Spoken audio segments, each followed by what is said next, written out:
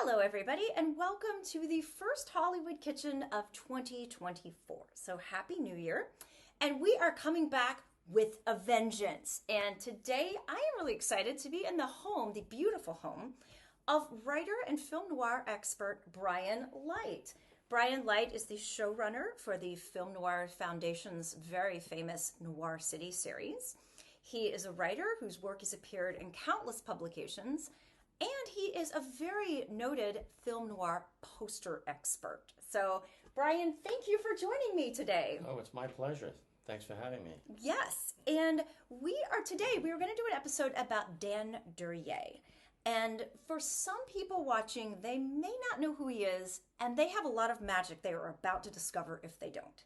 So, Brian, if you met someone who didn't know about Dan Duryea, what would you tell them? What would be the 101? Well, Dan was a self-described meat and potatoes actor. He never really had any significant starring roles, except for a few lesser-known film noirs. He was mainly a character actor, and quite often he played a rather unsavory character in many of the movies that he appeared in. And for example, he appeared in two back-to-back films in 1944 and 1945, both directed by Fritz Lang, and co-starring Joan Bennett, where he played a procura. Can I say? You can say whatever you'd like. Yeah, absolutely. He was a pimp, and Joan Bennett was the streetwalker that they had this professional relationship. And interestingly enough, even in those two back-to-back unsavory performances, his fan mail literally tripled because so many women felt that there was something endearing about him, even though he was unsavory, but they felt they could redeem him somehow. And so all of his fan mail it literally just tripled based on just those two movies. And like Richard Widmark and Robert Ryan, who also played many unsavory characters, in real life he was the polar opposite of the characters he played in the movies. He was a family man and loved to garden, and so he's a very interesting actor for people to discover. I first discovered him at in college when I saw Crisscross, and of course, how I met you through the Film Noir Foundation. Every time I see a film and I see his name in the credits, I'm like, ooh, this is really going to be good now. So to me, he makes movies better. Oh, he absolutely does. He adds an interesting dimension to the film, and you're right. I agree. When he appears on screen, you're in for an interesting performance. Oh, yes. Yeah. I just was telling Carrie, we just recently rewatched a Western, Winchester 73, and Duryea does not appear in the film until about halfway through the movie. And he makes a really dramatic entrance, and he basically takes over that whole segment of the film. Because he's got a very dominating presence on camera.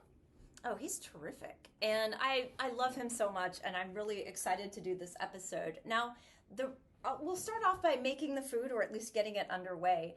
The recipe is kind of an interesting one. It's definitely one that I've never done before. It comes from a 1949 cookbook called What Cooks in Hollywood. And as Brian and I were discussing earlier, this cookbook is the gift that will never stop giving. Made in 1949, it has got a truckload of noir stuff. In fact, we should probably do 20 more episodes out of this book alone. Oh, yeah. Because it's a treasure trove. Oh, my gosh. There's one Joan Crawford hot buttered bread she calls for 1 entire pound of butter. What was the cauliflower one that was really... Oh, Jack Carson, a wonderful character actor who actually appeared in Mildred Pierce. He unfortunately died fairly young, otherwise he would be much more well known. His recipe in this book is cauliflower camouflaged. So I have no idea how you camouflage cauliflower, but the recipe is there, and maybe one of these days you'll explore it. Yes. Well, the Dan Duryea recipe is for Brandy Cafarder. I hope I'm pronouncing that right. If I am not, please let me know. And it has a little blurb even that mentions his film Johnny Stool Pigeon. So I'll read this. Dan's concentration on peaches in this recipe comes naturally. I invented it, he told us, years ago when I was an advertising representative of a peach company. I got the cook to help me. And to my surprise, this turned out to be wonderful. Sort of like Dan's performance in his latest called Johnny Stool Pigeon. As you can see, the poster is right behind us here for the movie. Yes, and we are going to get an entire tour of Brian's incredible poster collection, at least a part of it, coming up. So what it says here, it calls for 16 peeled peach halves, fresh or canned. Well, these are canned because it's winter here in Los Angeles. I don't know that we have 16, but we have quite a good number of them. We're pretty close. I think we're covered. Yeah. We can show this here a little bit. Okay, I think we're good. And then it calls for put peaches in cake pan. Pour brandy over them. It's a little vague. It doesn't say how much brandy per se. And this is the brandy. Can I smell? I want to smell what brandy. May. That smells good. And this is French brandy, and it is smooth and oaky. So what does oaky mean? Oaky usually means that it has been aged in oak casks, and it gives it kind of like a different flavor profile. Wow, that's fancy stuff. Yeah. So let's see. Maybe a little goes a long way, you think? Or yeah. This looks really expensive, so I don't want you to waste a lot of it if this does not turn out. What I think we will do is, and you can decide to edit this out if you want. I'll get like a small, mixing cup, and I'll pour it in because I think it'll be easy if I pour it from here. Let's do it that way. If I pour it from here, it'll go all over the place. So yeah.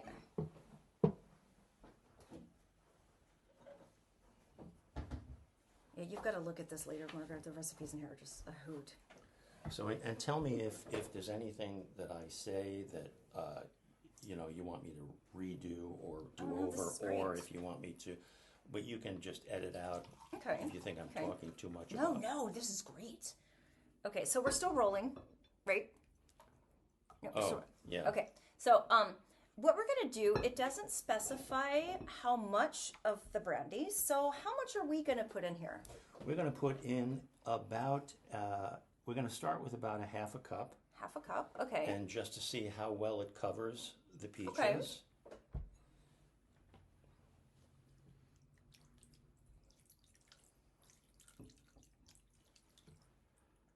And by the way, thank you to Margot Gerber, who is helping us behind the scenes today.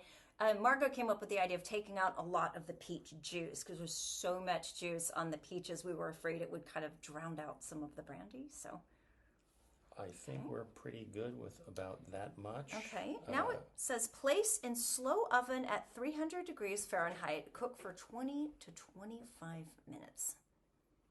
So I guess we should do that. The oven is preheated and we're ready to go. All right, let's go put it in the oven.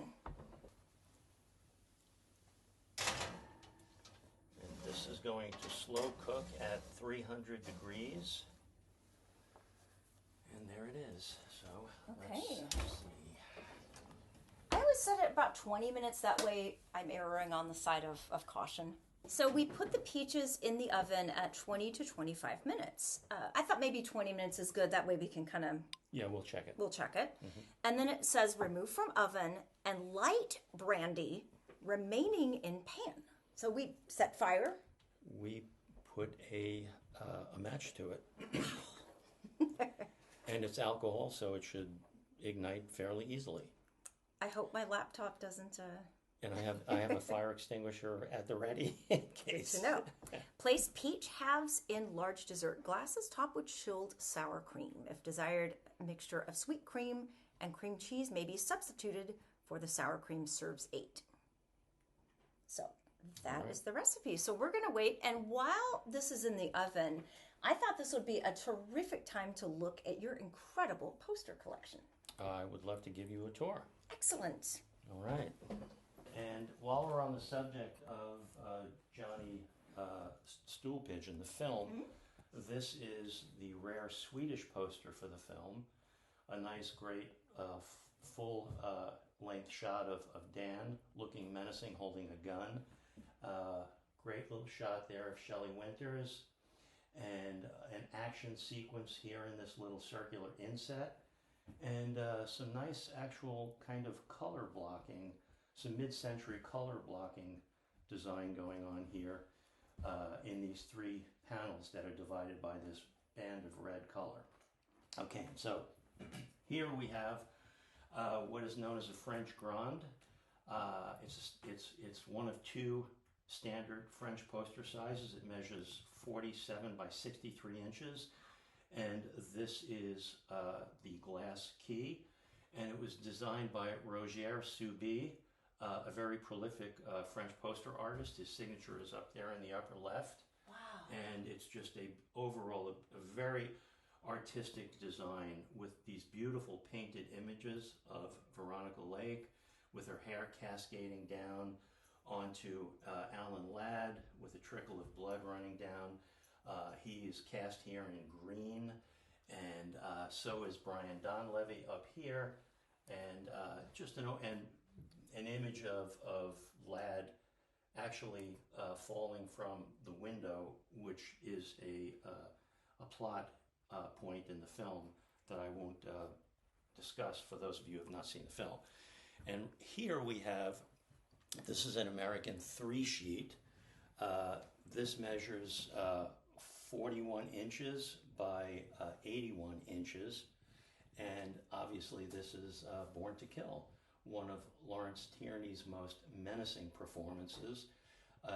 And he is paired here with one of my favorite actors, Claire Trevor. She gives a terrific performance in this film. And a very large headshot of Lawrence Tierney, and this shot here of Claire Trevor. And over here we have, this is an Italian poster. This size is known as a 2-folio, and it measures 39 by 55 inches.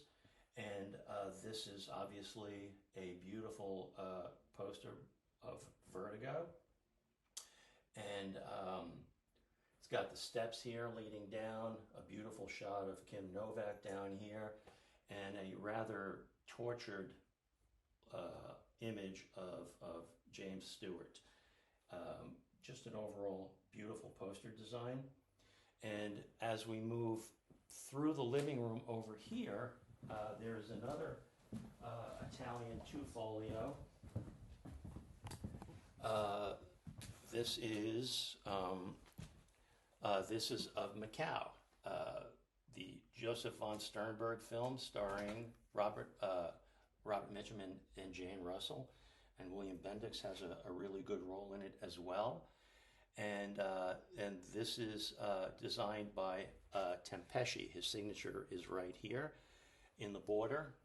And as we continue working our way into my office, over here we have another beautiful Italian 2-folio for the file on Thelma Jordan. Oh. And this is just a beautiful design with a wonderful artistic rendering of Wendell Corey. And I just love this shot of Stanwyck behind bars. This was the last film noir directed by Robert Siodmak, and it sometimes gets overlooked, but I think it's a wonderful film, and she's terrific in it. And now we will step into my office, and Margot, watch out for the dog. we're being guided by my trusty companion here, the dog who follows me everywhere I go. So here we have this is all American poster design, poster sizes. This is an American 1-sheet of Roadhouse, a terrific Jean Negulescu film. And I believe this was the 3rd film that Widmark did for Fox, and a terrific performance by Ida Lupino. And I love this design.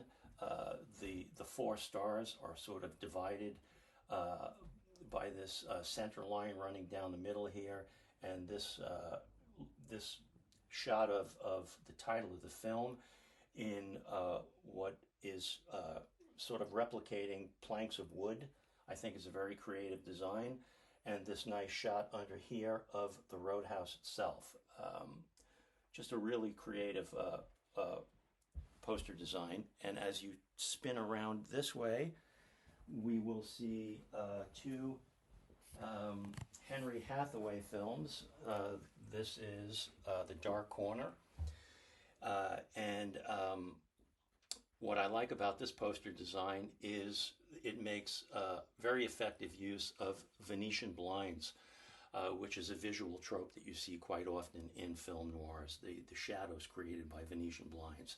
And it's got a nice shot of Mark Stevens peering through the Venetian blinds, and Lucille Ball in a serious role, and she's actually quite good in the film.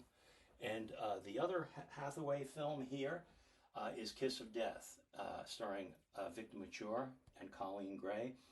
And what's unique about this poster is that it is in black and white with just this pale gray text panel. And that's rare in poster campaigns. Most often you see like reds and yellow colors because they pop a little more. But actually, I think the black and the white has this stark quality that I think makes it very evocative and very effective. And the other rare thing about this particular poster is it's a full bleed, meaning the artwork goes right to the edge of the paper. If you notice in all of other posters, there is a visible border that you can see. That is common in almost every American poster campaign. You will see it in every poster in my collection with the exception of this. Full bleeds were a little more common in international poster designs, but in American poster campaigns, they're pretty rare. And in between these two Henry Hathaway one-sheets, we've got this beautiful insert of the Maltese Falcon. Great shot of Bogart in all of these different shades of green, and a nice shot of down here of Claire Trevor also. And it's just a terrific movie. And above that is a title lobby card for The Hotspot. They were both released in 1941. And so, I'm sorry, Mary Astor is actually the co-star on Maltese Falcon. And this was initially, this was the working title, Hotspot. When it was released, the title was changed to I Wake Up Screaming. I was going to say, I was like, I thought that was I Wake Up Screaming. Yeah. So that's a rare, they actually printed these posters just before they changed the title, which was a few months before distribution. And then if we swing over to your left, we have a one sheet of one of my personal favorite films, Double Indemnity. And what's unique about this particular poster is that it came from Barbara Stanwyck's personal collection. She collected posters for only the 4 films that she was nominated Best Actress in: Stella Dallas, Ball of Fire, Sorry Wrong Number, and Double Indemnity. And I have a letter of authenticity from Bonham, the auction house Bonham and Butterfield, that establishes the provenance that this came from Stanwyck's personal collection. I never would have thought pink would have been a film noir poster color, but it works. Yeah, right? It works, and it's a very basic design. It's got a nice image of McMurray and Stanwyck embracing, and kind of a weird little headshot of Edward G. Robinson there. But yeah, I think it works, and I like the angle on the title. Oh yeah.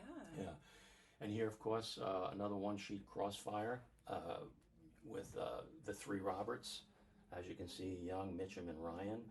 Just a terrific film, and it was nominated, one of the first B movies to be nominated for Best Picture. Just an overall terrific design with a few floating heads, but and this shot of poor Sam Levine down in the corner here. Interesting thing about this was based on Richard Brooks' novel, The Brick Foxhole, and in the novel, the victim of the crime was a homosexual, not a Jew, as in the film. And the censors obviously felt it was preferable to make a Jewish man the victim as opposed to a homosexual, because they never really wanted to flirt with that in movies in the 1940s. And Robert Ryan met Richard Brooks when they were both in the service together, and Ryan had read the novel, and he approached Brooks while they were together in the service and said, "If you ever make a film of this book, I understand that character very well, so I would really like the opportunity to play him if it ever gets to the screen," and it did. And Ryan gives a fantastic performance. And here, buried behind my vintage pulp paperbacks, we have this wonderful insert. This is a standard American poster size. It measures 14 inches by 36 inches. And it's got, again, headshots of all the stars set against this impression of a skyline, building skyline. And I love this shot down here where the camera is looking up through like what appears to be some sort of glass top table with all the jewels here and all of the participants in the heist looking down at the jewels. It's just a beautiful shot, and a nice shot of Marilyn Monroe in one of her earlier films, and she's quite good in it. Above that, we've got another title lobby card for Mildred Pierce, directed by Michael Curtiz. That was an important film in Crawford's career. That initiated the second phase of her career after she had a kind of a fallow period, and she and a number of other actresses, I believe, including Katharine Hepburn, were considered box office poison in the late 30s and early 40s. And this film really resurrected her career. And here we have two half sheets. Beautiful. Half sheets measured 22 by 28 inches. This is obviously Gun Crazy. And next to it we have Out of the Past, two of my favorite films. And I love this, has an almost like tabloid quality to it with these different corner images. Really nice design. And above it we have a gallery of Humphrey Bogart title lobby cards, Dark Passage, The Big Sleep, In a Lonely Place, and High Sierra. The High Sierra is a rare card because Warner Brothers in the 30s and up to 1940, they printed their lobby cards on linen as opposed to cardstock. And so it's tough to find linen lobby cards that have not significantly faded. The colors fade over time. And that one it happens to be in excellent condition. And here we have you'll have to excuse my hat rack. Here we have another insert, Nightmare Alley, one of my favorite movies, a fantastic Tyrone Power performance. Above that, we've got a title lobby card for Laura, which with a beautiful image of Tierney and Dana Andrews looking over her shoulder. And here we have, let me move my hat rack out of the way. Here we have two more inserts. The Breaking Point, the second adaptation of Hemingway's To Have and Have Not. And this is actually a much more faithful adaptation than the Bogart and Bacall one that was made earlier. And here is Somewhere in the Night, Joseph Mankiewicz. And this is one of my favorite poster designs here because it creates this vortex. The principal lead is suffering from amnesia, and he's trying to figure out who he is, and that's essentially the narrative arc of the film as he questions people and tries to figure out who he is and what is and how he got to where he is in the film. And this really conveys that sense of confusion. It's just a beautiful poster design. And the the o- the other gallery space, if you want to head this way through the living room,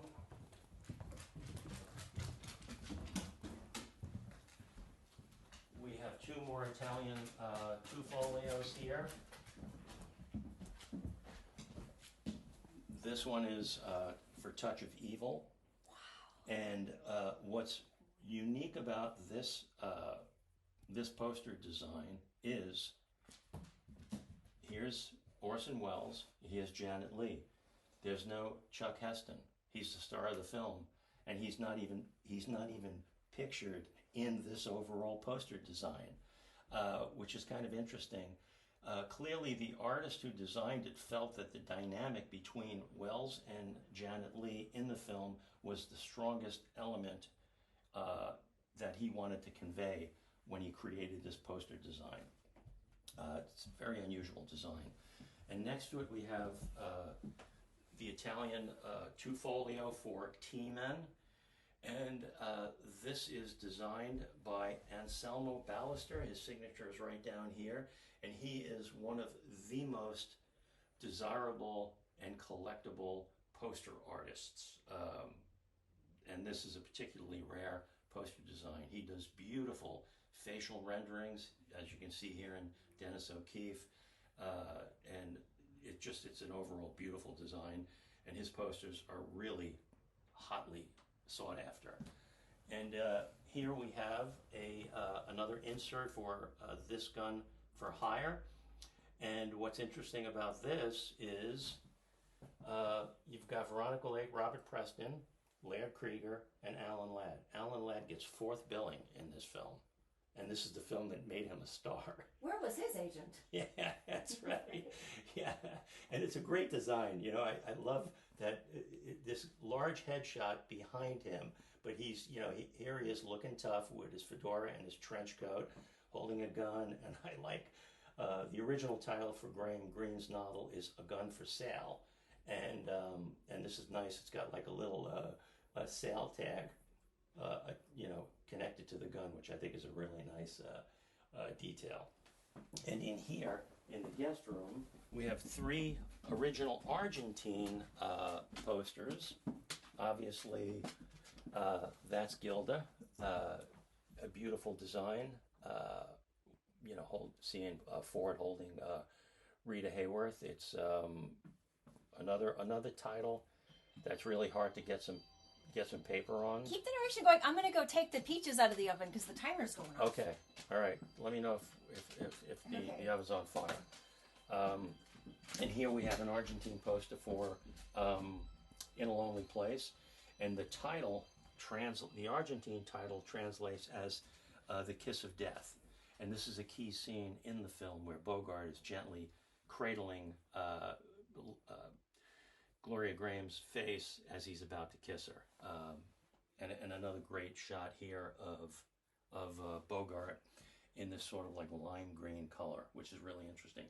And here's another Argentine poster for Hell's Half Acre. This is a John Auer film, and it's a pretty wacky kind of plot, but it's got a great cast, and it's a very thoroughly entertaining film to see. And if you can spin around this way, well, we have an insert here of I Walk Alone. There's a lot of action and movement in this overall design, a great close-up shot of Lancaster and Scott, and a little action sequence down here. And this is what I was talking about before. You see a lot of yellow and reds in American poster campaigns. Those are the colors that read really well, and they pop out. And next to it, we have a one sheet of The Third Man, one of the all-time great films, directed by Carol Reed. And next to that, an insert of They Won't Believe Me, where Robert Young plays against type as a philandering husband. Also a nice use of colors, this dark blue with this yellow. Just an overall nice poster design. So I think that's going to do it. Oh, I do have one more poster to show you, and I'm not sure if you can get a good look at it. Here we have what's possibly the best poster on this film, The Big Combo. This is a German poster design, and it is the use of geometric shapes here is very intriguing because Richard Conte is trapped in this rectangle, and Cornell Wilde is looped into this oval. Easily the best poster that I've ever seen on this film. Much better than the American poster campaign is pretty good, but this is really a very dynamic poster design. And just a peek, we don't have to go down here, but this is just a peek. My world continues down there. You have a basement? Yeah. Nobody in LA has basements. This is amazing. Well, this actually leads to the garage and to the little room where the furnace and the hot wood heater is. And so that there's more like half sheets, inserts, and title lobby cards that extend all the way down, leading into the garage.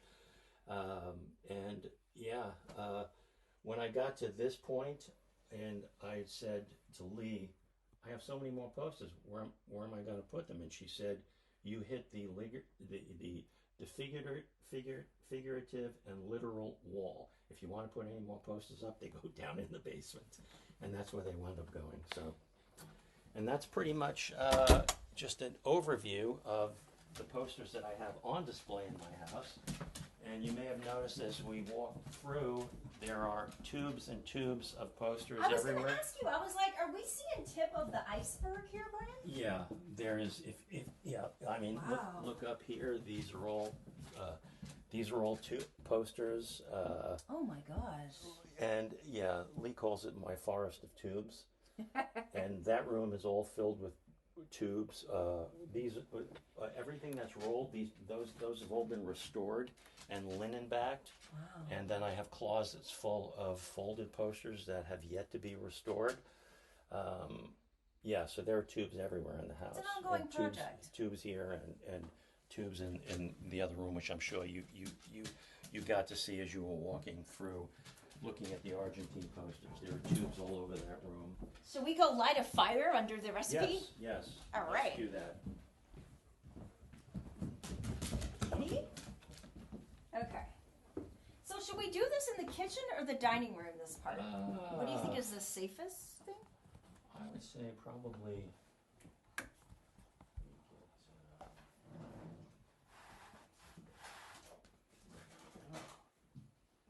Okay, we got to be ready to film the... Oh, you're doing it in there. Okay, wait, don't do it yet. Well, I think it might be... Let's see. Are we ready?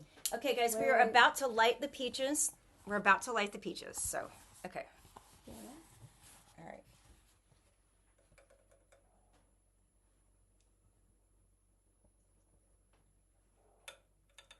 They do not appear to be lighting.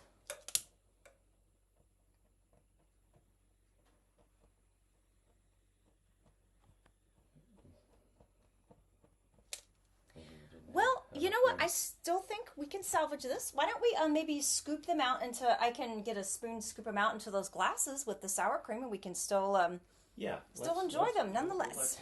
Let's do them in here. We'll add a little. Okay. We'll add a little brandy, Okay. and then I think we might have a better. Yeah, maybe it needs fresh brandy. Yeah, it probably needs fresh brandy. Maybe we should have drained all of the. Let's see. Here we go. Oh, a serrated spoon.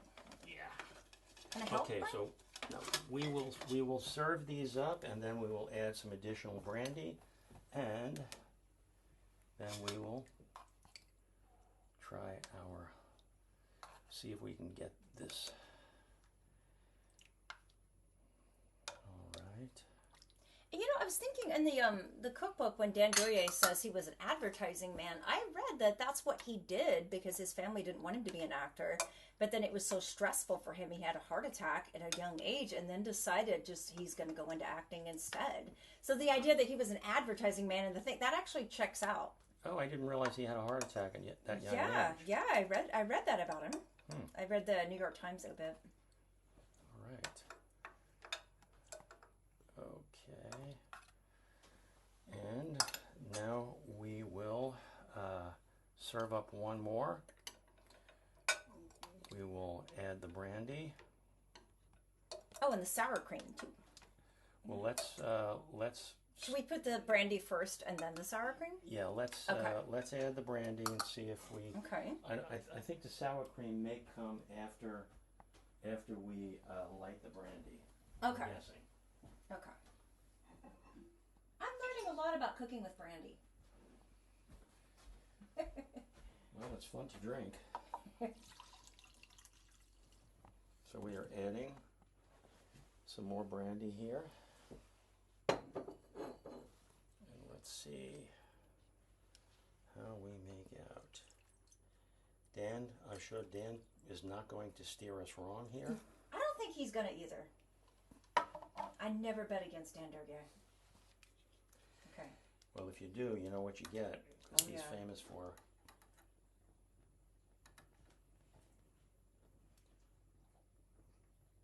Oh, Dan.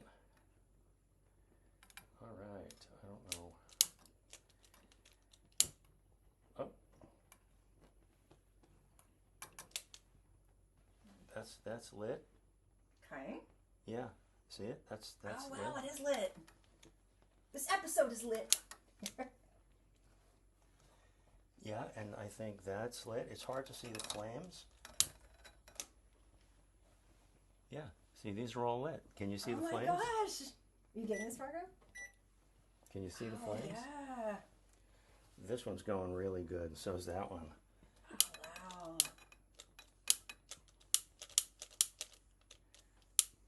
I might have gotten this one too wet, but so you can see the two are really going good. So Dan did not steer us wrong. No, sir. All right. He Let's did see. not. 2 out of 3, I think we did pretty good there. So I do too. See if this dries. So when do you think is the best time to add the sour cream to it? Well, boy, these two are going really good. Wow. Oh, wow. It does. Did Dan specify when I'll you read add it again, but I don't. Top with chilled sour cream. Oh, did we chill it? We can pop it in the freezer for a bit. Let's see. I think it'll probably be okay as is, Yeah. because it's going to probably melt as the second it hits that flame anyway. You know.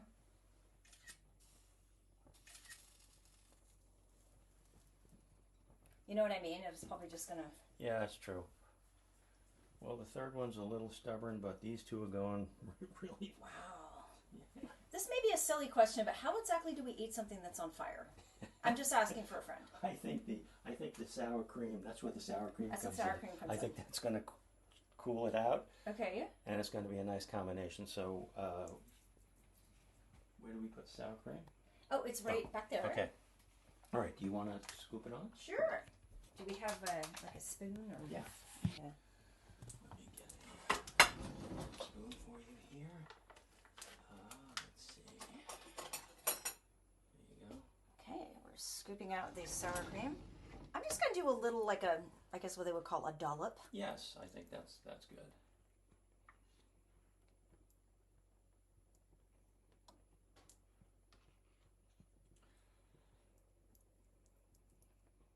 All right. So should we take these in the other room and try to eat them? I think we should. Let me get some spoons. And who's going to be the adventurous one too? I think I kind of have to be. You know what I'm saying? Mm-hmm. Now be careful. They might be hot. Let me put these on a serving tray. I had these set up in case we wanted to use these glasses. Okay. But here we have this very stylish serving tray. By the way, this house is magnificent. By the way, I'm so impressed. Are they hot? No. Okay. And this looks like it might have gone out. They are a little hot, so be careful. Okay. All right, you got that one? Yeah. All right. All right. Got it? Duryea's Brandy Cafarder. All right. Okay. You got them? Oh, God. I apologize for my dog. He has to be part of the festivities. He doesn't want to miss anything, and I don't blame him. Okay. There you go. There's one. Okay. All right, I'm gonna have my glass of water right here just in case you need it. All right. There we go. Which one would you like? Oh, whichever one. Whichever one Dan has thought about for me. Okay, well, I think by process of elimination, that one's yours. Okay, you ready to do a toast Ooh, to they Dan? are very hot. To Dan Duryea. Mm-hmm. To Dan. All right. Dan.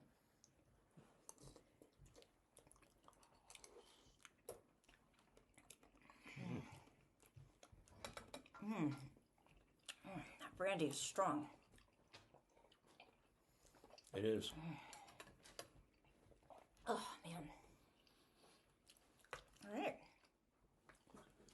What's the verdict?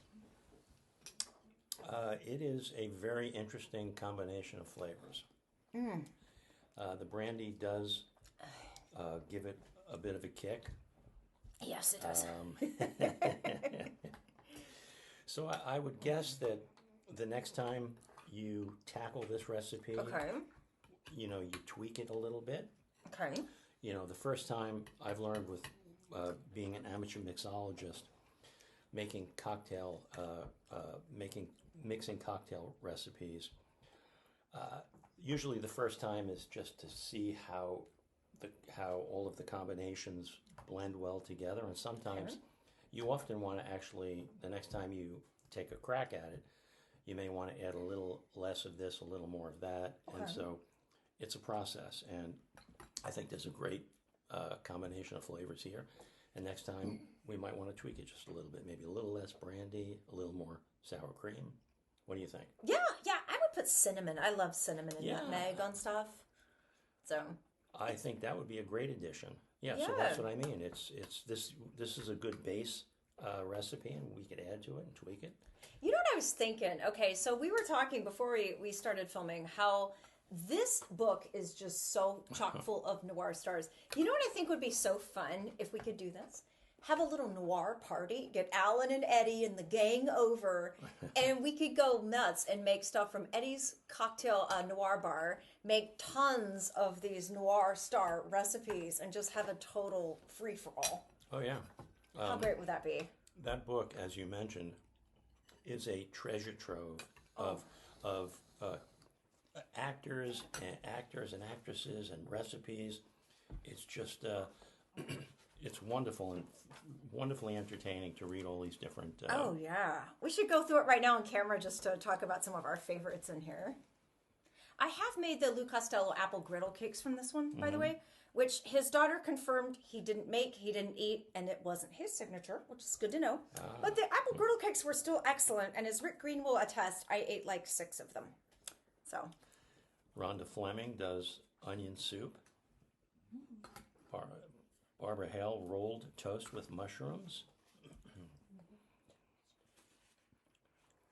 All right, let's see. Victor Mature's eggs mature. Victoria did confirm for me that this is legit, and Victor did make this. Well, you did, didn't you do one? We You did, yeah. but when we did one, I sent her this, and she said, well, Carrie, he really loved the Kentucky bourbon, and she wanted to make a Kentucky bourbon bread pudding from a bakery in Kentucky with Kentucky bourbon, and she's his daughter. I was not about to argue that point. I was like, whatever you want to make, that's what I make.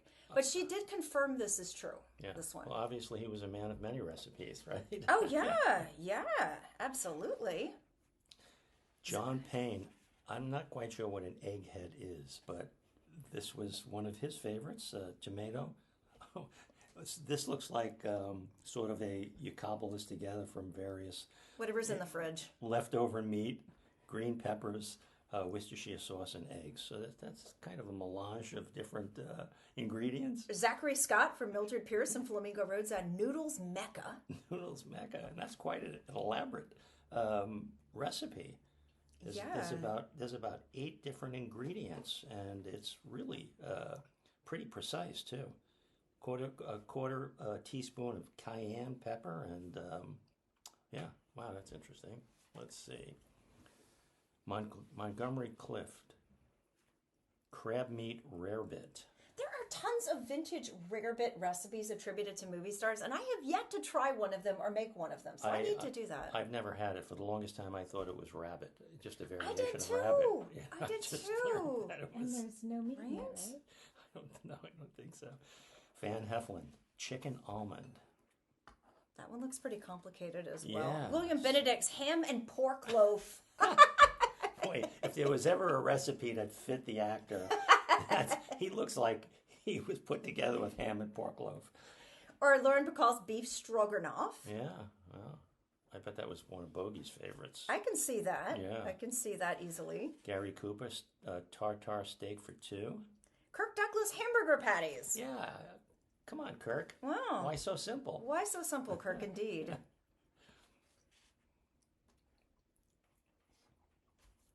This is so much fun just looking through these. Another rarebit, Dorothy L'Amour chipped beef rarebit.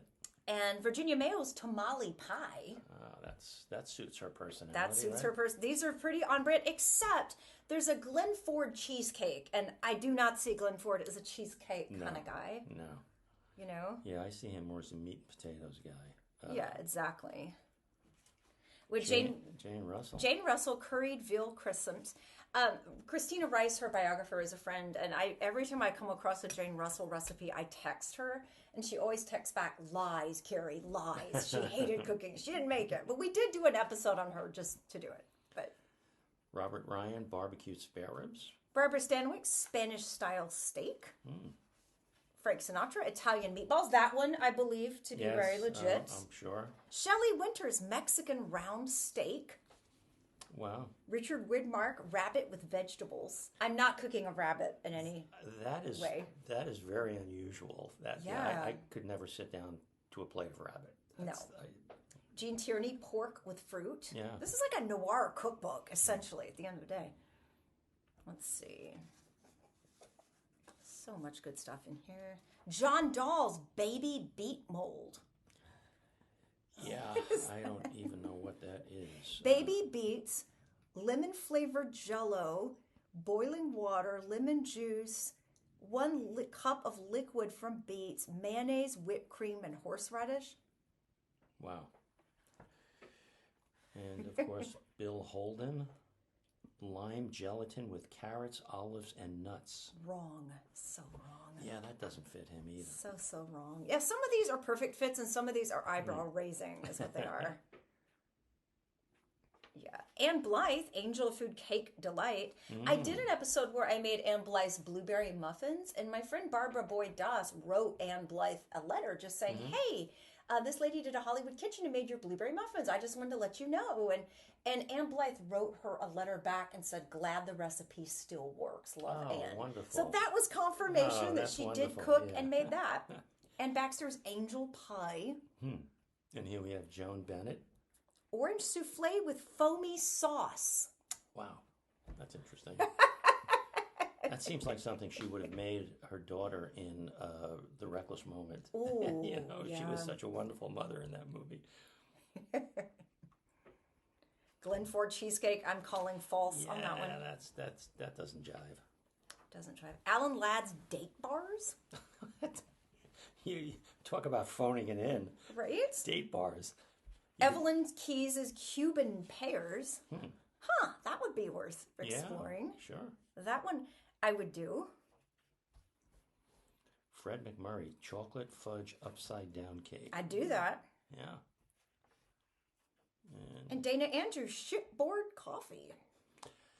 Yeah, we were talking about this earlier, and I could see how coffee would be an important ingredient for Dana, trying to like shake a really bad hangover in the morning, you know. So, and I'm sure shipboard coffee is pretty strong.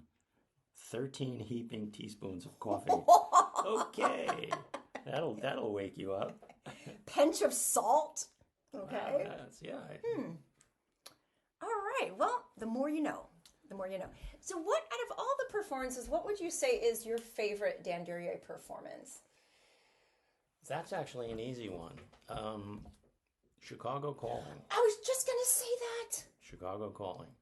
Dan said, I think we may have learned this from Richard, Dan's son, when he co-introduced Crisscross at Union Station with my friend Alan Rohde. And I believe it was one of Dan's favorite performances because it was the only movie that made his wife cry. And so he felt that was a special film and a special performance for him because of the reaction that his performance got from his wife. And so so that's what I would say. It's a very interesting film, not specifically noir, but he gives a wonderful performance in the film. What would you say? You know, I love Noir City. I love it. I go every year when they do it. And you know how a lot of times they'll show Double Indemnity Postman, which we always love, seeing on a big screen. But one thing I admire so much about all of you who put on the festival is you do the greatest hits, but you go deep into those vaults. And every time I go to these festivals, there's always one movie at least that just like rocks my world. I call it like the discovery of the festival, the sleeper hit, if you will. And the year you guys showed Chicago Calling, I was stunned because you're so used to seeing him play the bad guy, and he doesn't in that film. And he plays a dad who's like desperate. And also it was shot in Bunker Hill, which for those of you who love and know Los Angeles, huge historic part of LA, and which a lot of it now does not exist. So you're seeing that on film, you're seeing him in a knockout performance. And he's the lead in this movie. He's not the supporting actor who shows up halfway through. This is his film, which you don't see that often. And I remembered out of everything that year at that festival, I was like, that for me was the total hit for me of that year. Well, for me as well, and it was a discovery for me also because it was the first time I'd seen the film, and I was just really, I was really impressed by the emotional, all of the emotion that he conveyed in the film, because dealing with his sick daughter and then he befriends this young boy. It's just a wonderful movie, and he gives and as you say, Bunker Hill, that's like ground zero for film noir, and it's got so many great location shots of Bunker Hill. It's a really interesting film. Absolutely. Well, this has been a delightful conversation, Brian. I hope you'll join me for more Hollywood Kitchens because I think we need to. Well, there's a lot of promise in this book. So tons. So. The best $12 I ever spent on eBay in my life. Well, thank you for having me. I'm glad to welcome you into my home, and glad to give you a little informal tour of some of the posters I have on display, and once again to Dan. To Dan Duryea. And thank you again to the great Margot Gerber, who's been filming behind the scenes and helping out today. And also, by the way, I don't want to close without saying, where can people see your posters in person if they live in Los Angeles? Because there is a way, right? There is indeed a way. I currently have a major poster exhibition on display on the campus of Cal State Northridge, and it was funded by the Hollywood Foreign Press. It is a total of 40 posters, 37 from my own collection, and of the 40, 25 are international posters. So the goal was to highlight the stylistic diversity in art and graphic design in poster campaigns around the world. So you see Italian posters side by side with French posters, German with Swedish posters, and you get to compare the stylistic differences between the films. And it's also really interesting to see how broad and wide the distribution was for film noir movies. They were shown in all of these countries. And that's another really fascinating element in this poster exhibition. And it's in the Manzanita Hall building on the campus. It is open to the public. And there is also an additional corridor, which also has 5 of my 3 sheets on display, and also a mini exhibition on another poster collection. So it's well worth the trip, and I do give informal tours for small groups. So that's excellent. And is there a website where people can find out information about how long it's running and the hours? Yeah, you should be able to find that on the Cal State Northridge, the CSUN website should have all the information you need to know. And if anybody is curious, you can either contact Carrie or me through Carrie, and I'll be happy to fill you in on all the particulars and exactly how to get to the place and where to park and so on. All right. And thank you once again, Brian. Thank you, Margot. Thank you, everybody, for watching. Please stay tuned for more food, fun, and film history from Hollywood Kitchen.